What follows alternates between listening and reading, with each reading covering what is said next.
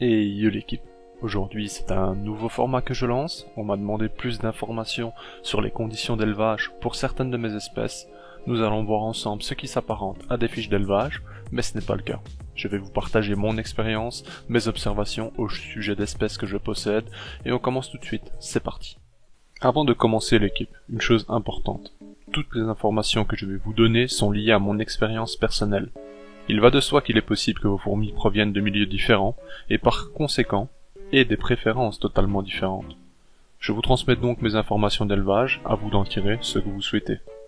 Vous pouvez voir dans mes suivis du dimanche leur évolution semaine après semaine vis-à-vis de ces informations.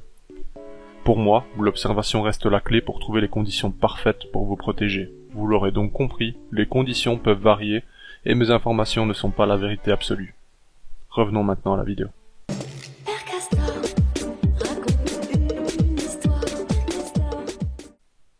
Alors pour le setup, nous avons donc une ADC avec les mesures indiquées à l'écran tout de suite. Nous avons ensuite un tube en plastique de 20 mm qui sera amené à changer bientôt pour un tube en verre. Pour moi, pour une fondation jeune colonie ou autre, c'est très bien, ça suffit amplement. C'est peu cher et efficace. Au niveau des températures, je les ai donc installés sur un tapis chauffant qui monte à 29-30 degrés la journée et descend la nuit à 25-26 degrés. Je trouve ça amplement suffisant. Je vous ai mis des images pour moi continuer de discuter, vous raconter un peu au niveau du setup, mais mon setup est tout simplement installé sur deux tapis différents, donc un tapis qui est plus chaud que l'autre partie au niveau de la DC.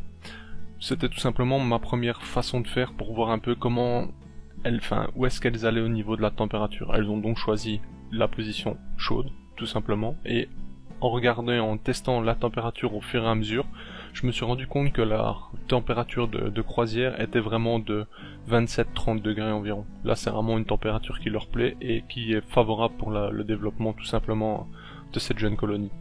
Maintenant, il est possible que ça change chez vous, à vous de tester, à vous de voir, mais pour moi donc c'est juste une ADC posée sur un tapis chauffant. Il y a une fine couche de papier à bulles entre cette ADC et mon tapis chauffant, et ensuite vous avez le tube donc qui est surélevé de l'autre tapis chauffant, et le seul contact qu'il y a, c'est tout simplement le petit carré d'acrylique qui permet de soutenir le tube.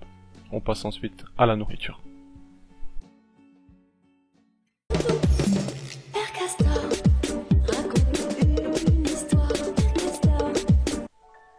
Alors nous voici donc sur un point essentiel, la nourriture. Là comme vous le voyez, c'est une blatte que j'ai séparée en trois parties. Je vous laisse lire le nom de la blatte si vous le voulez. C'est une blatte qui est connue justement pour avoir la carapace assez souple, donc la chitine généralement c'est très solide, celle-ci c'est plutôt souple. Elle a des avantages parce que c'est une blatte qui ne sent pas non plus. Voilà, je vous laisse vous renseigner si vous voulez plus d'infos sur cette blatte.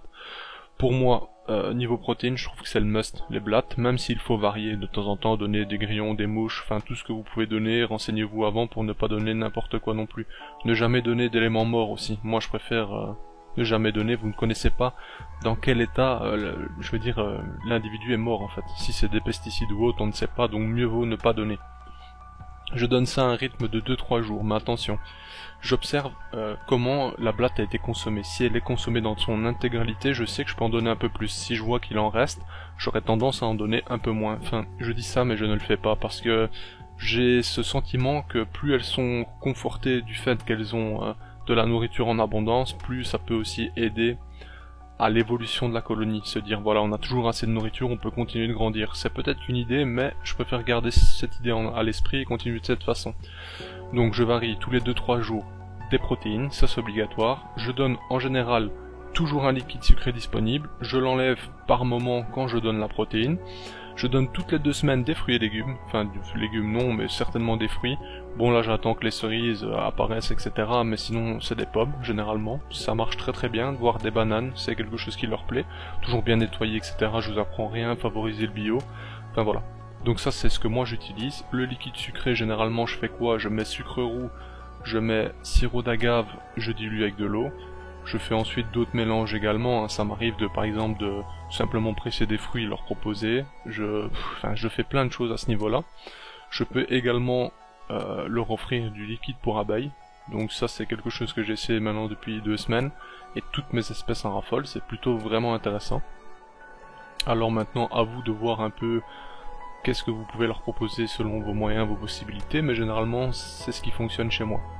Alors bien sûr, il y a énormément de possibilités à ce sujet, et à ce niveau, surtout parce que bon, je veux dire, la nourriture, ça peut varier, il y a plein de possibilités, vous pouvez faire énormément de mélanges.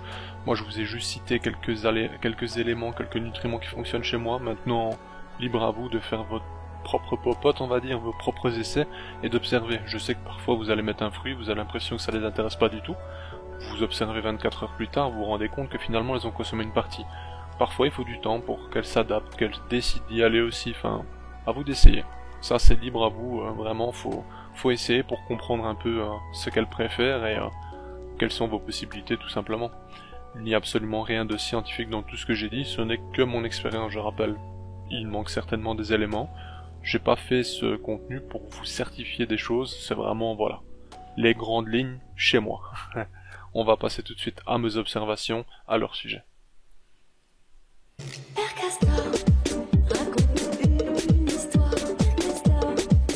Et nous allons donc conclure sur cette dernière phase donc de mes observations. Qu'est-ce qu'on peut dire à leur sujet et qu'est-ce que je remarque chez moi du moins.